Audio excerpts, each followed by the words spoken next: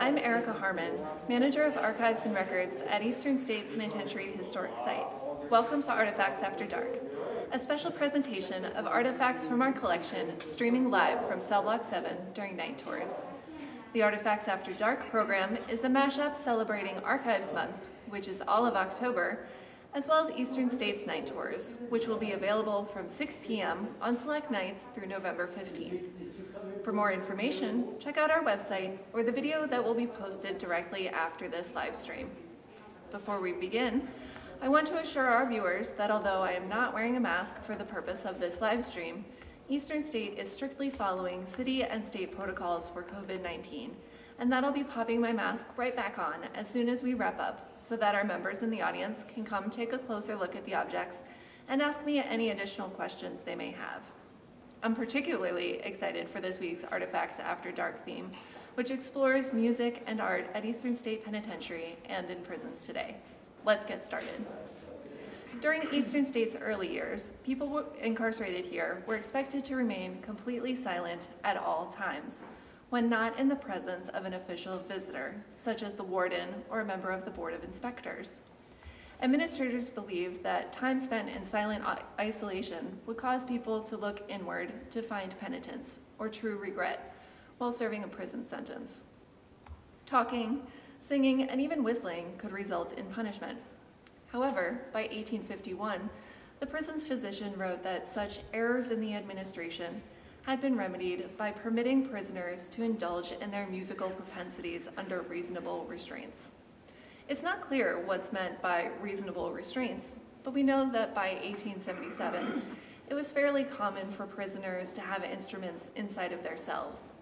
One person even had an organ.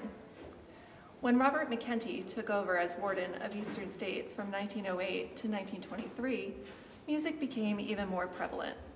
McKenty is quoted saying, "A term in jail should not be merely punitive, but educational." Programs offered to prisoners were developed not only for personal and moral development, but also to impart practical skills for post-carceral employment. We still see this approach in some state prisons today. The Eastern State Penitentiary Band started in 1909, when prisoners were still supposed to live in total isolation. Rehearsals were often 3 to 4 times a week and featured flutes, drums, saxophones, horns, oboes, and bassoons.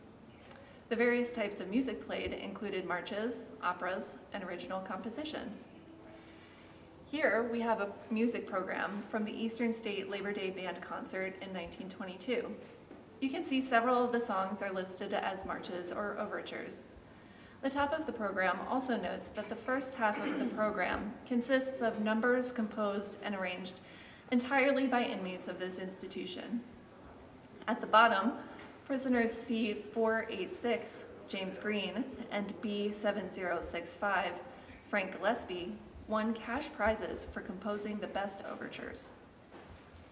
Warden McKenty highlighted the success of the music program when he recognized men who had been released from Eastern State performing music in parades around the city. In 1925, courses in harmony and the theory of music were offered to prisoners. These were provided to help people find employment after release. During this time, Eastern State was the only prison in the country to offer these types of classes.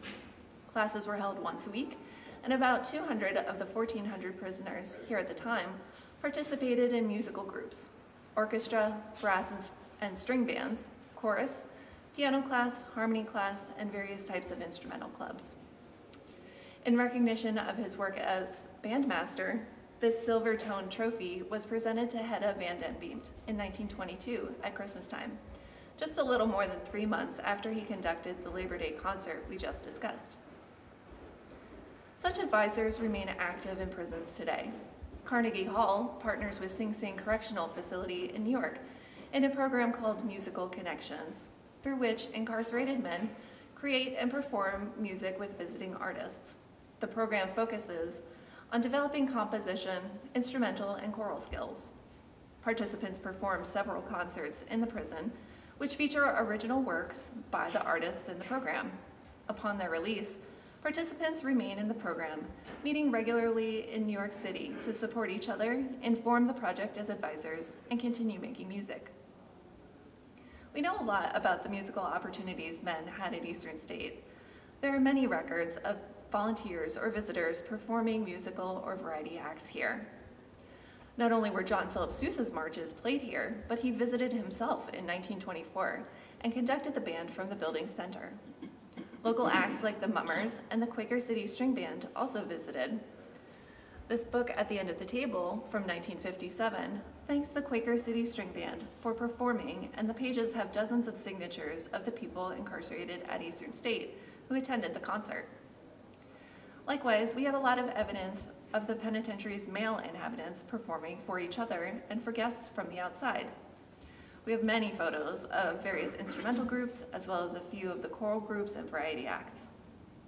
Radio programs made performances by incarcerated people widely accessible. The broadcasts took place in the chapel and were an hour in length. The broadcasts reached more than 500,000 listeners and were so well liked that telephone calls and telegraphs flooded in with praise and requests for encore performances. Due to its popularity, radio broadcasts became an annual Christmas concert or party and would oftentimes have a beneficiary such as the Prisoners' Family Welfare Association. In 1930, the broadcast included a 100-piece band with Warden Herbert Smith acting as master of ceremonies. Here we have a program from that particular performance. And I'll open it up so you can see the songs that were performed. Today, podcasts have largely replaced radio broadcasts. Songs in the Key of Free spent the last 3 years working with 25 musicians incarcerated in Pennsylvania to write and record a podcast and a concept album addressing mass incarceration. The podcast, called Prison Prophets, is available on their website now, and the album is slated to release this year. Women were no longer held at Eastern State when the first radio broadcast was held here in 1924, so their voices were never heard by the public. Even today, it's difficult to find traces of them in the historic record. We don't know much about how they were able to experience art and music here. So far, we've only found 2 articles, one from 1914 and one from 1917, that mention incarcerated women attending musical performances. I know of only one poem written by a woman that was published in the prisoner newsletter, and there's only one item in our collection that I know was made by a female prisoner. The clothes on this baby doll were made by a woman imprisoned at Eastern State and given as a gift to Mary Jane Fry, a social worker who volunteered at the prison. Mrs. Fry would visit the incarcerated women while her husband visited the men. It is unlikely the doll itself originated at Eastern State. Although this doll and its knitted outfit is only available to view during special exhibits, Hidden Lives Illuminated, a series of 20 short animated films created by incarcerated men and women, can be viewed online or projected on the penitentiary's west wall during night tours. Hidden Lives Illuminated brought together teaching artists and incarcerated filmmakers from the State Correctional Institution at Chester and Riverside Correctional Facility. While we don't have any animations in our collection from when Eastern State was an active prison, we do have a few cartoons, some of which were found inside the building, and some of which were published in the prison's newsletters or given as gifts. Over here, we have a cartoon drawn by a prisoner illustrating reluctance to transfer to the State Correctional Institution at Graterford because he didn't want to miss the movie playing at Eastern State that week. Other types of drawing and painting were also popular, including portraiture. This is a portrait of one of the officers' wives, painted by an unnamed prisoner. He was commissioned to paint it from a photograph. Certainly, incarcerated artists are still accepting commissions to earn money while in prison. Mixed media artist Patrick Cabry earned an income drawing portraits for his peers during his incarceration.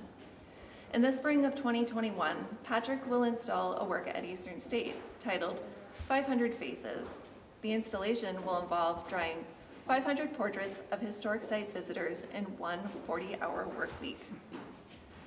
Many other types of art were made at Eastern State and sold by prisoners to earn money.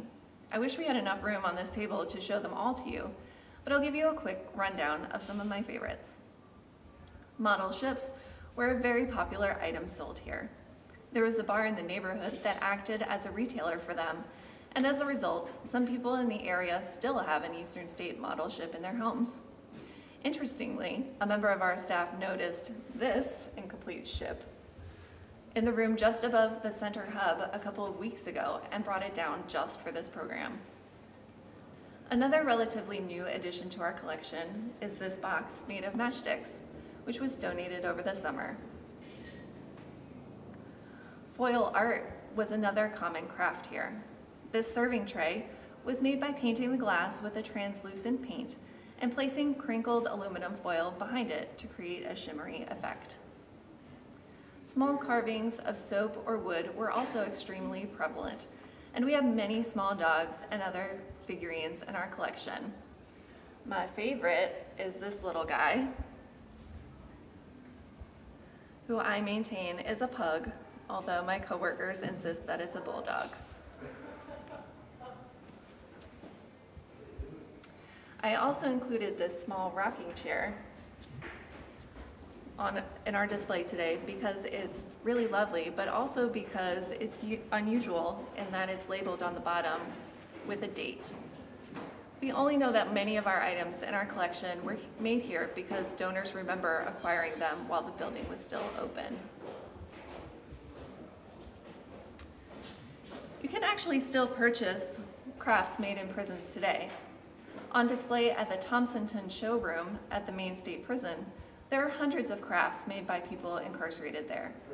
Since the 19th century, the industries program at the prison has sold handcrafted products to the public, including wooden ships, furniture, cooking utensils, games, and puzzles.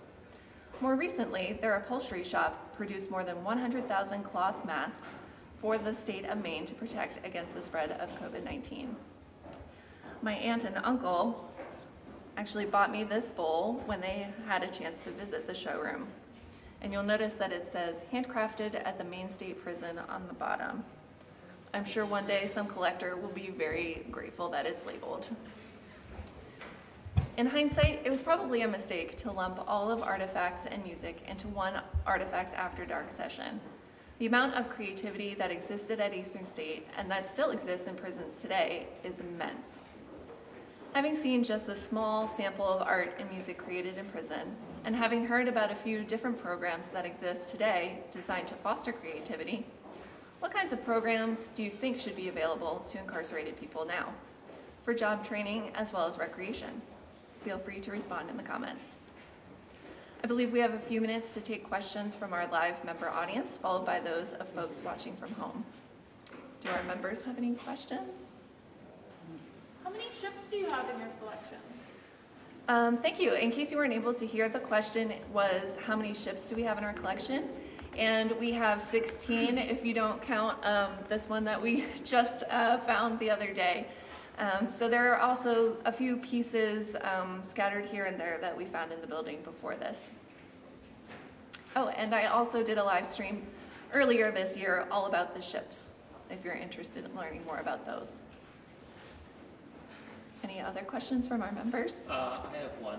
How were larger instruments, I believe an organ was mentioned, brought into the prison? The question was, how were large instruments such as an organ brought in? That's a fascinating question. I have no idea. The records are kind of sparse, so when you find little nuggets of information like there was an organ here, you're kind of grateful to find that, but knowing how they paid for it or brought it in would be really fascinating to know. So we have a member from the audience asking, let's see, what was the date on the bottom of the chair? The date on the bottom of the chair, let me check, is 1920. And in case you aren't able to read it, it says, made by prisoners in the Eastern Penitentiary, Philadelphia, PA, April 1920. Was the frame of the painting made here? So the question was the frame of this painting made here? I am actually not sure. We know that there were frames made here. I'm not sure if this one was framed before it left the building or afterward.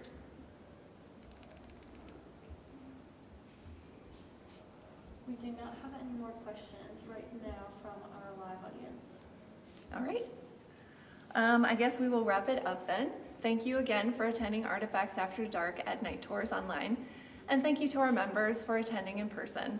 When you visit us at night tours or during the day, make sure to enjoy the artistry and beauty of this historic, semi-ruinous building, as well as Hidden Lives Illuminated and our artist installations. Some of our contributing artists are also featured in the new exhibition at MoMA's PS1. I'll be back with a different set of artifacts from Eastern States Past next week at 7 p.m. I look forward to seeing you then. A video with more information about visiting Eastern State at night will be posted directly after this. Have a great evening.